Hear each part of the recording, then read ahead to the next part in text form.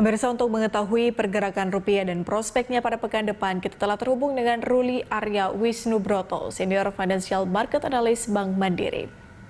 Ya, selamat sore Mas Ruli.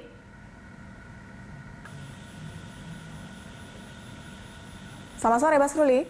Halo, selamat sore Mbak Patricia. Baik, Mas Ruli, seperti apa tren rupiah sejak sepekan terakhir? Ya, sepanjang pekan ini kita melihat bahwa tekanan terhadap nilai tukar rupiah itu cenderung lebih mereda ya dibandingkan dengan di pekan lalu ya. Pekan ini memang cukup konsisten di bawah level 14.600 ya. Setelah pekan lalu itu sempat mencapai 14.615 ya, posisi tertinggi US dollar terhadap rupiah sejak bulan November lalu ya. Pekan ini memang sempat menguat ya hingga ditutup di bawah 14.500 ya, karena memang tren pelemahan US dollar selama beberapa hari ya, selama beberapa pekan terakhir ya. Namun kalau saya melihat memang dalam 2 hari terakhir itu tekanannya agak sedikit meningkat ya, meski masih di kisaran 14.500 ya.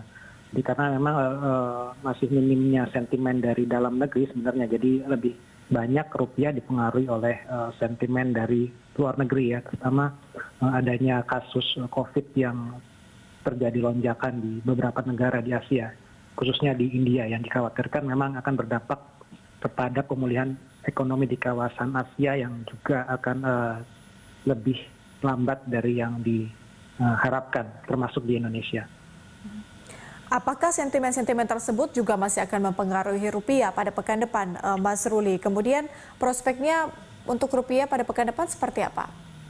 Ya, saya lihat memang lebih banyak faktor sentimen yang lebih berpengaruh signifikan ya terhadap pergerakan rupiah ya dalam pekan ini dan juga pekan depan ya. Terutama kalau kita melihat memang masih adanya ya ekspektasi perbaikan ekonomi Amerika Serikat yang juga akan diikuti oleh ya, inflasi ya. Jadi sampai saat ini memang market masih berspekulasi ya bahwa inflasi di Amerika Serikat akan mengalami kenaikan ya, meskipun beberapa kali chairman dari The Fed ya, Jerome Powell, menegaskan bahwa mereka masih belum akan menaikkan suku bunga ya ataupun merubah kebijakan yang longgar dan akomodatif sepanjang tahun 2021 ini.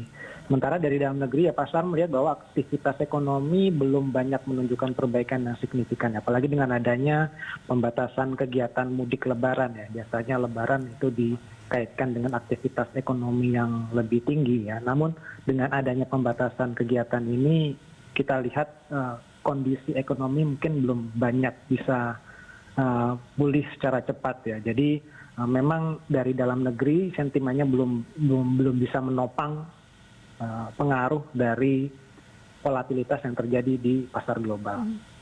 Oke, apakah penyebab kebijakan Bank Indonesia kemudian menahan suku bunga tidak mampu mendongkrak rupiah?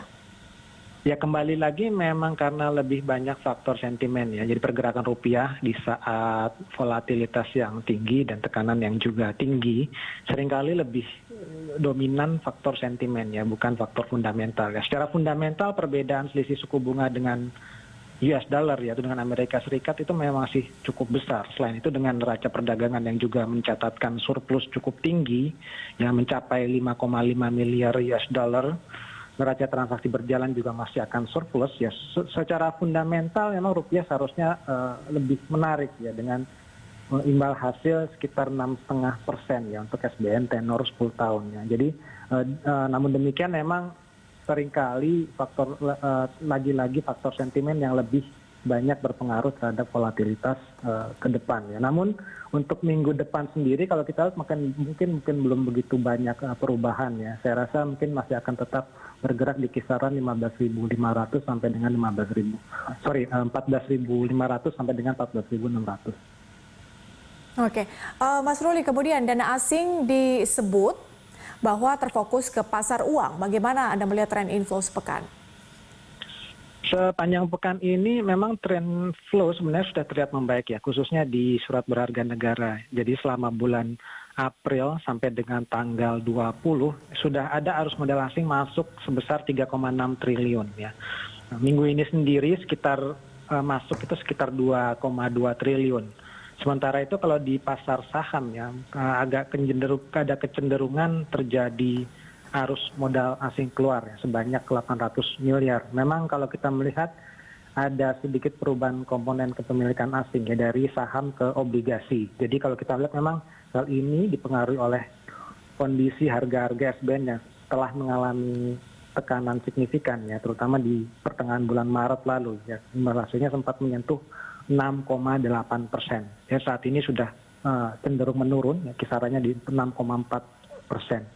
Sementara volatilitas beberapa hari terakhir itu memang terjadi di pasar saham ya, karena memang ekspektasi ekonomi yang masih akan mengalami kontraksi di kuartal 1 dan adanya pembatasan atau larangan mudik mungkin juga akan berdampak kepada aktivitas ekonomi, sehingga tekanan ini dialami oleh pasar saham. Jadi ada memang kecenderungan perubahan dari saham ke obligasi.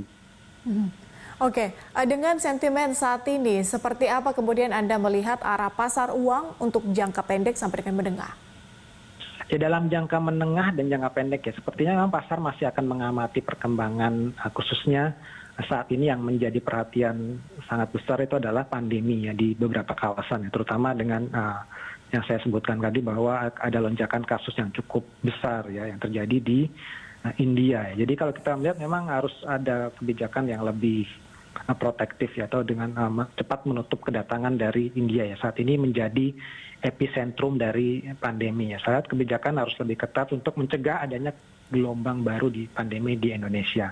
Apalagi kalau kita melihat ya dengan vaksinasi yang terus berlangsung cenderung agak lebih lambat ya di bawah target ya. Jadi mau tidak mau dengan protokol yang harus lebih ketat ya, sehingga prospek ekonomi itu akan lebih cepat untuk pulih.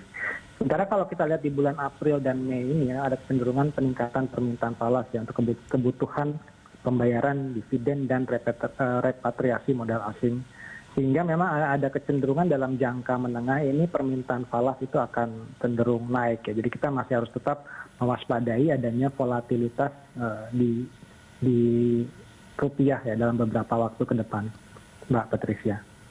Baik, terima kasih informasi dan analisisnya pemirsa. Ruli Arya Wisnubroto, Senior Financial Market Analyst Bank Mandiri sudah bergabung bersama kami di Closing Market.